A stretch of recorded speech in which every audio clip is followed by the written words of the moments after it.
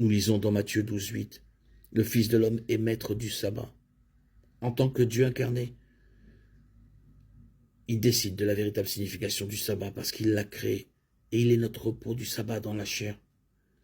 Lorsque les pharisiens l'ont critiqué pour cela, parce qu'il a guéri le jour du sabbat, Jésus leur a rappelé que même eux, pécheurs comme ils étaient, n'hésiteraient pas à sortir une brebis d'une fosse le jour du sabbat, parce qu'il est venu chercher et sauver ces brebis qui entendraient sa voix et entreraient dans le repos du sabbat qu'il a fourni en payant pour leurs péchés. Jean 10, 3, Jean 27.